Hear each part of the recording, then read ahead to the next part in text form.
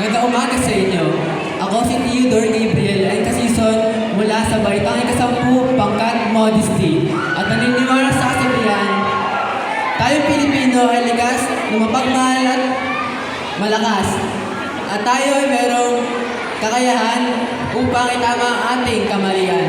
Salamat po.